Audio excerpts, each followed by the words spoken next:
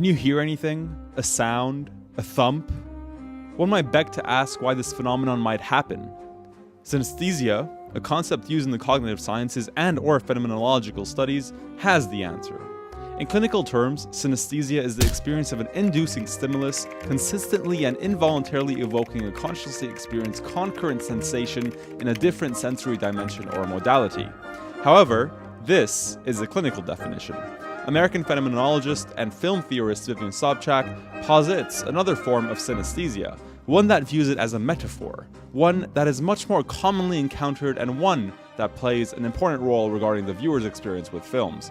According to Sobchak, synaesthesia refers not only to one bodily sense being involuntarily, if consciously, experienced in terms of another, but also to the use of metaphors in which terms relating to one kind of sense impression are used to describe a sense impression of other kinds. In other words, a sense, such as vision, may evoke a response in another sense, in the auditory for example. This is even more common as we usually experience vision accompanied by a sound. This could provide an explanation to the pylon GIF phenomenon, but more importantly for this audiovisual essay, it may also help to explain early filmgoers' experience with films that lacked synchronized sound. One of the most influential sound theorists in film, Rick Altman, argues that sound cannot be perceived as an optional feature of an essentially optical medium, but as an attribute that affects its structure and also defines its primary nature. Connecting this idea to a film phenomenological perspective, Vivian Sobchak points out that to hear not only bridges that distance, the distance between the film and the viewer, but also brings it, the film, near, so things also resonate on and in our bodies. Although it may sound a tad bit paradoxical, silent films can also exploit various cinematic techniques in order to convey or evoke a sense of emanated and transported sound. Coming back to film phenomenology, the evocation of unheard but visualized sound can also stimulate the viewer to orally imagine, as argued by Julian Hannick. Unequivocally, Frederick William Murnau is one of the directors of the silent era who approached the interplay between images and the sounds they evoke in an innovative and artistic manner.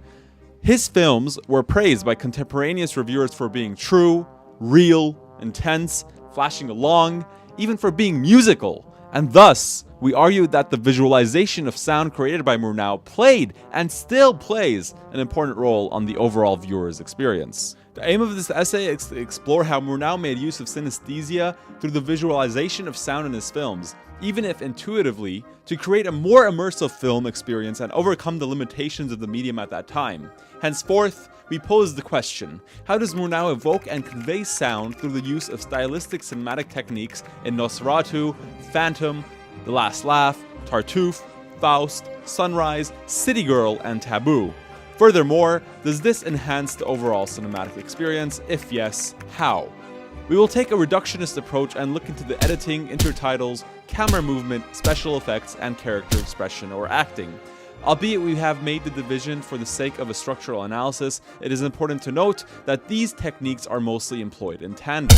Another important distinction proposed by film theorist Melinda Solowski, in which we will consider, is the separation between visible sounds and visualized sounds. Visible sounds are not relevant for the narrative, and the source of the sound is usually blatantly present on the screen. Visualized sounds, on the other hand, are narratively relevant, contributing to the comprehension of the story. Moreover, visualized sounds tend to use more cinematic techniques in order to convey and enhance the impression of listening.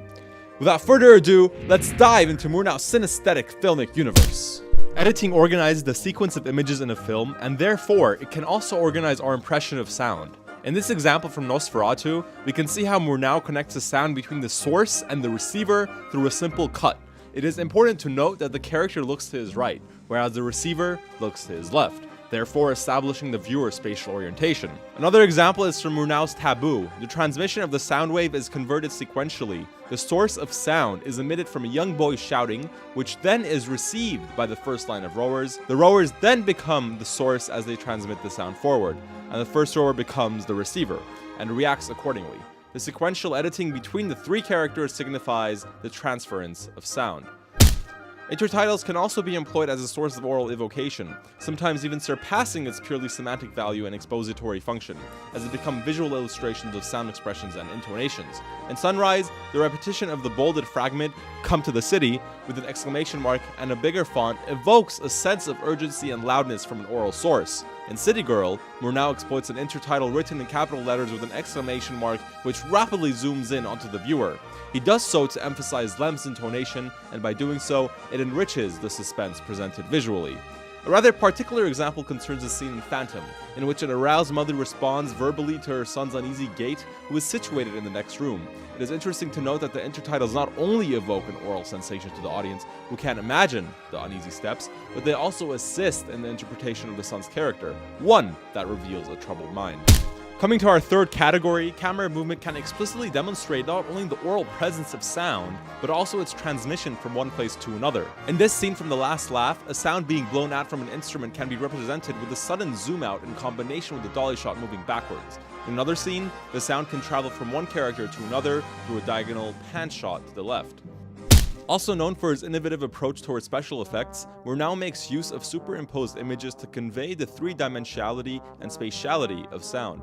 In The Last Laugh, superimposed images of laughing faces can evoke a sense of everywhereness, as if the character is completely surrounded within a bubble of laughter.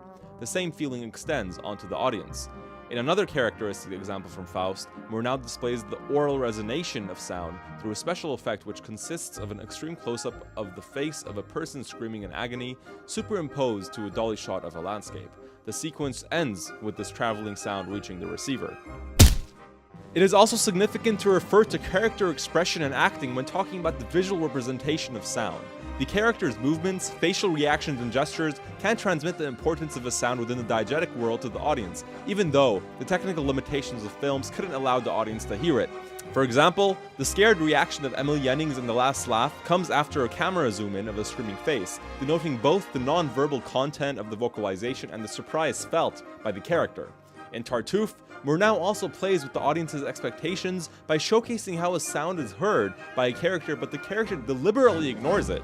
As we can see, it is evident that the woman hears the bell ringing, but she decides to ignore it, thus contributing to the audience's understanding of her personality. In this brief audiovisual essay, we used an analytical approach to showcase how Murnau expresses and conveys the sensual impression of sound through various visual techniques to overcome the technical limitations of a silent film. We believe that our analysis showed that there are numerous possibilities, as exemplified with Murnau's works, for the representation of sound in films, especially if these films lack a synchronized soundtrack. Furthermore, the research showcased the importance of sound for an enhanced cinematic experience, even in silent films, highlighting that this experience may be addressed not only as a mere sum of the viewer's isolated bodily senses, but as a continuous stream of intertwined sensual perceptions.